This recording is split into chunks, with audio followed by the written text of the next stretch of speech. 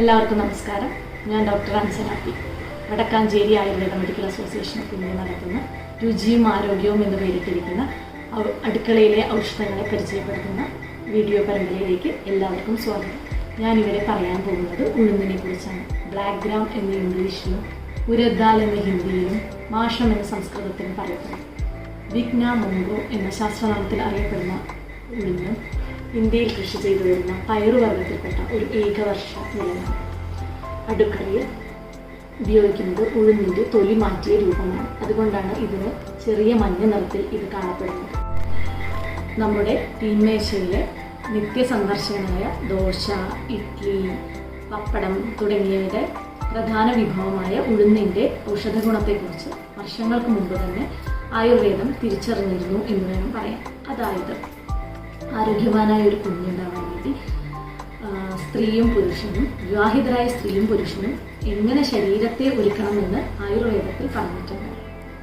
അതായത് ആരോഗ്യവാനായ ഒരു കുഞ്ഞുണ്ടാവാൻ തയ്യാറെടുക്കുന്നതിന് മുമ്പ് നമുക്കെല്ലാം സുപരിചിതമായ പഞ്ചകർമ്മങ്ങൾ സ്ത്രീയും പുരുഷനും ചെയ്ത് അവരുടെ ശരീരത്തെ മാലിന്യങ്ങളെ നീക്കം ചെയ്യണം. അതായത് ആധുനിക വൈദ്യശാസ്ത്രത്തിൽ കുഞ്ഞുണ്ടാവാൻ തയ്യാറെടുക്കുന്നവർ സ്ത്രീകൾ ഏകദേശം 3 മാസം മുൻപ് തന്നെ ഫോളിക് ആസിഡ് ഗുളികകൾ കഴിച്ചു വരുന്നതായി നിങ്ങൾക്കെല്ലാം അറിയാവുന്നതാണല്ലോ.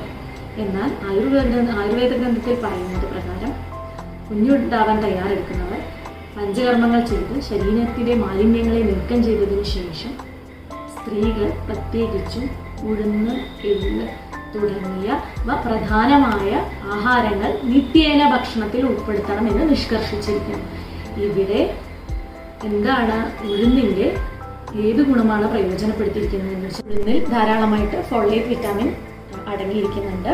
ഉഴുന്നടങ്ങിയിരിക്കുന്ന ഭക്ഷണങ്ങൾ പ്രധാനമായിട്ട് ഉൾപ്പെടുത്തുന്നത് വഴി ഭാവിയിൽ കുഞ്ഞിനുണ്ടായേക്കാവുന്ന തലച്ചോറ്, സുഷുമ്ന, നട്ടെല്ല് ഇവ സംബന്ധിച്ചുണ്ടാകുന്ന ജനന വൈകല്യങ്ങൾ, അതായത് ന്യൂറൽ ട്യൂബ് ഡിഫക്റ്റിനെ തടുക്കുക എന്ന ഗുണത്തെ, ഉഴുന്നിൻ്റെ ഗുണത്തെയാണ് ഇവിടെ പ്രകൃതിയുള്ള രീതിയിൽ പ്രയോജനപ്പെടുത്തിയിട്ട് ആയുർവേദം പറഞ്ഞിരിക്കുന്നത്.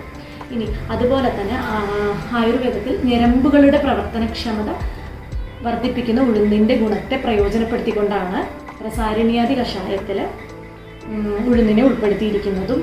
അതുപോലെ മാഷാത്മഗുപ്താദി ചൂർണം, കഷായം തുടങ്ങിയവയിൽ ഉഴുന്നിനെ ഉൾപ്പെടുത്തിയിരിക്കുന്നതും ഉഴുന്നിനുള്ള ഞരമ്പിൻ്റെ പ്രവർത്തനക്ഷമത വർദ്ധിപ്പിക്കാനുള്ള കഴിവിനെ പ്രയോജനപ്പെടുത്തിക്കൊണ്ടാണ്. ഇത് മാത്രമല്ല, ആയുർവേദത്തിൽ ഉഴുന്നിന് വളരെയധികം ബൈൻഡിങ് കപ്പാസിറ്റി ഉണ്ട്. അതായത് 1 ഗ്രാം ഉഴുന്നിന് വെള്ളത്തെ ആഗിരണം ചെയ്യാനുള്ള കഴിവ് 1 to 2 ഗ്രാം പെർ ഗ്രാമാണ് പറയുന്നത്. അതുകൊണ്ട് തന്നെ ആയുർവേദത്തിൽ വിവിധ ചികിത്സാക്രമങ്ങൾ, ആയുർവേദത്തിൻ്റെ നേത്ര ചികിത്സയായ ശാലാക്യതന്ത്രത്തിലും മറ്റും, ശാലാക്യതന്ത്രത്തിലെ തർപ്പണ ക്രിയ എന്ന് പറഞ്ഞിട്ട് കണ്ണിൽ മരുന്ന് മെഡിക്കേറ്റഡ് ആയിട്ടുള്ള എണ്ണയോ നെയ്യ് നിർത്തുന്ന സന്ദർഭത്തിൽ അതിനൊരു തട എന്നോണം ഉഴുന്നുമാവാണ് ഉപയോഗിക്കുന്നത്. അതുമാത്രമല്ല, ആയുർവേദ ചികിത്സയായിട്ടുള്ള നെഞ്ചിൻ്റെ ഭാഗത്ത് ഔഷധങ്ങൾ ചേർന്നിട്ടുള്ള എണ്ണയോ നെയ്യോ കെട്ടി നിർത്തേണ്ട അവസ്ഥയിലും, അതുപോലെ അതിനെ ഉരോവസ്ഥി എന്നും, നട്ടല്ലിയുടെ ഭാഗത്ത് എണ്ണയോ നെയ്യോ കെട്ടി നിർത്തുന്ന അവസ്ഥ അതിന് നമ്മൾ പ്രധാനമായിട്ട് കടീവസ്ഥി എന്നും, ഇങ്ങനെയുള്ള സന്ദർഭങ്ങളിൽ മരുന്നിനെ അവിടെ കെട്ടി നിർത്താനുള്ള, അതുപോലെ ശിരോവസ്ഥി, മരുന്നിനെ കെട്ടി നിർത്താനുള്ള ബൈൻഡിങ് മീഡിയമായിട്ട് നമ്മൾ ഉഴുന്നുമാവ് ഉപയോഗിച്ചിട്ടാണ് തട ഉണ്ടാക്കുന്നത്. ഉഴുന്നിൻ്റെ ബൈൻഡിങ് കപ്പാസിറ്റിയെ നമ്മൾ പ്രയോജനപ്പെടുത്തിക്കൊണ്ടാണ്. ഉഴുന്നിൻ്റെ ന്യൂട്രിറ്റീവ് വാല്യൂ പറയാതെ പോകുന്നത് ശരിയല്ല.